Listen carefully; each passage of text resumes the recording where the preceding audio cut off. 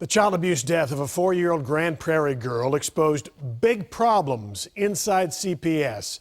There's been an overhaul of the region's managers, but not everyone believes that's going to help the situation with Child Protective Services. Specifically, we are hearing concerns from a former caseworker about the newly appointed director of CPS for the North Texas region. Fox 4's Lori Brown in our newsroom right now with this former CPS worker's concerns. Lori.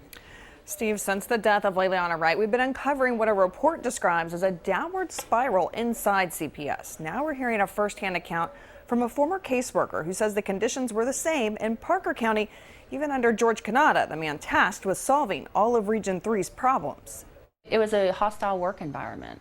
This former CPS investigator did not want to show her face on camera because she still works closely with the agency in her current job. But after George Canada recently took the reins as the new regional director of CPS, she contacted us with her concerns. The atmosphere was very hostile. It was very, what I would say, vindictive, kind of retaliatory. She says she took her complaints directly to Canada before she left the agency in 2012.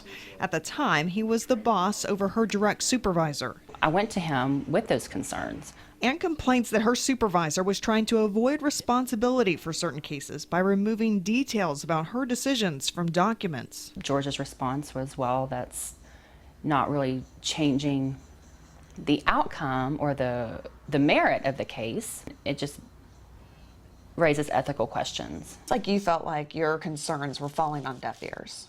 My efforts were futile. I felt it was pointless. That's why I left. It was time to move on because nothing would change. The investigator has a master's degree in professional counseling and more than 5 years experience in CPS when she left. What they really need to be focused on is why are tenured workers leaving? Why are people with 5, 7, 10 years experience leaving the agency? She told us her reason was not high caseloads, but management. I loved it.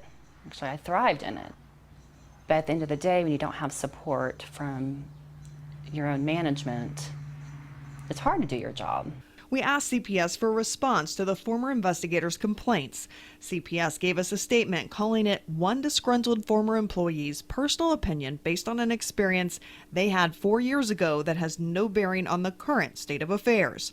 Last week, Canada did sit down with us and acknowledge the problems with management.